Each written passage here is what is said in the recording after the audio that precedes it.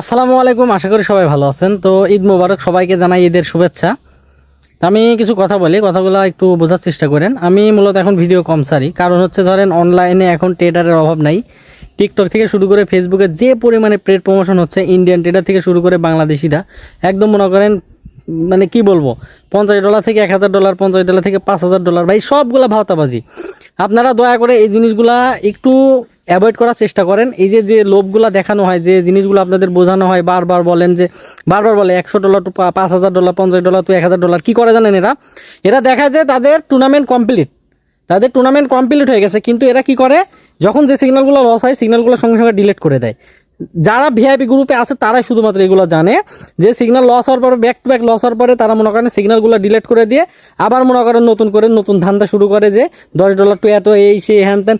একটা টুর্নামেন্টও একটা compounding complete করাতে পারে না, এরকম কেউ নাই যে গ্রুপ এসে বলতে পারবেন বা আমার ভিডিওর কমেন্টে বলতে পারবেন যে ভাই অমুক গ্রুপ আমাকে 100% প্রফিট করা দিছে, তমুক গ্রুপ আমাকে 100% প্রফিট করা দিছে। কারণ এগুলো সব ভাওতাবাজি, সব ফেক এবং সব বাটপারি। এই জন্য এই কম্পাউন্ডিং এর নামে অন্তত ট্রেডিংয়ে কেউ ইনভেস্ট করেন না, কারণ ট্রেডিং খুবই ঝুঁকিপূর্ণ একটা ব্যবসা।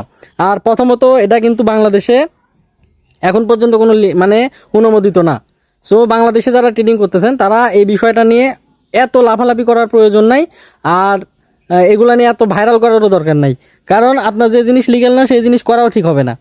আর যারা করেন আপনার নিজস্ব ঝুঁকিতে, নিজস্ব রিস্ক মেনটেন করে, নিজস্ব সাইকোলজি নিয়ে দিয়ে যদি করতে পারেন তাহলে করেন। কারণ ট্রেডিং খুবই ভয়ঙ্কর একটা জিনিস। যদি আপনি না বুঝে না জেনে এখানে ইনভেস্ট করেন তাহলে দিন শেষে কি হবে এটা কিন্তু মোটামুটি সবাই বুঝে গেছেন। কারণ এইখানে যা দেখানো হয়, যা বোঝানো হয়, সব ফেক, সব চিটারি, সব বাটপারি। কারণ ট্রেডিংয়ে তো এমন কোনো কিছু নাই। ট্রেডিং সহজ একটা বিষয়, কিন্তু আপনারা আপনাদেরকে দেখায় মনে করেন, প্রথমেই দেখায় কোটি কোটি টাকা, বান্ডিল বান্ডিল টাকা, বস্তা বস্তা টাকা, টেবিলের উপর টাকা, এই জায়গায় টাকা, সেই জায়গায় টাকা, টাকা আর টাকা। পৃথিবীতে মানে সমস্ত টাকা তাদের কাছেই আছে।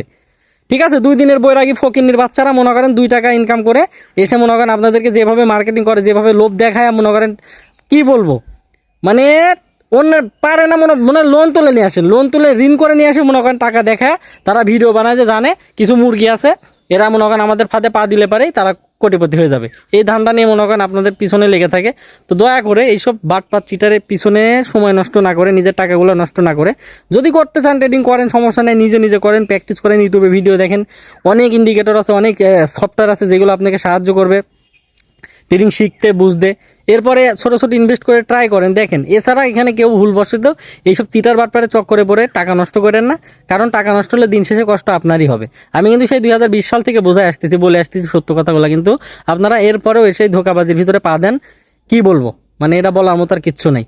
তো দেখ, এখান থেকে দেখেন support, resistance, price action, strong যে বিষয়গুলো আছে এগুলো দিয়ে প্রফিট করা পসিবল। কিন্তু আপনারা এইগুলোর পিছনে না গিয়ে আপনারা মনে করেন প্রথমে কোটিপতি হওয়ার জন্য যান, বিভিন্ন সিগন্যাল গ্রুপে যায় কি করেন, নিজের সয় সম্বল টাকা পয়সা নষ্ট করে তারপর এসে কান্নাকাটি করেন, ভাই আমি তো শেষ, এই সেই হ্যান ত্যান, আপনার গ্রুপে জয়েন করা নাই। ভাই আমার গ্রুপে জয়েন করে আপনি প্রফিট করতে পারবেন না যদি আপনার সাইকোলজি ঠিক না থাকে, যদি আপনার ভিতরে সেই কনফিডেন্স না থাকে, যদি আপনার ভিতরে সেই অভিজ্ঞতা অর্জন মানে সেই এক্সপিরিয়েন্স না থাকে, তাহলে আপনি আমার কাছে কিচ্ছু করতে পারবেন না। আমি মূলত আসলে দেশে ঈদে আসছিলাম, বাসায় চলে যাব। তো চলে যাব মানে আর কি প্রস্তুতিও নিয়ে নিছি, আমি চলে যাচ্ছি।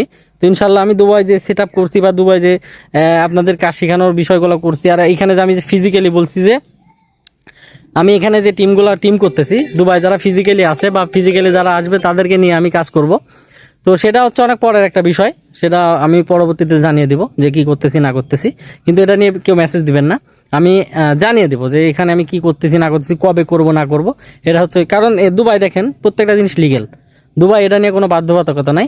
তারপরেও আরেকটা বিষয় মানতে হবে যে দুবাই এমন একটা দেশ বা এমন একটা শহর, এখানে কোনো কিছুর উপরে আপনার বাধা নাই যদি আপনি লিগেল পথে থাকেন। আপনাকে লিগেল পথে থাকলে পারে কেউ কিচ্ছু বলবে না, কিন্তু আপনি ইলিগেল কিছু করলে মনে করেন দিয়ে দিবে। এখানে আবার মানে নিয়ম কানুন অনেক কঠিন, যত সহজ তত কঠিন।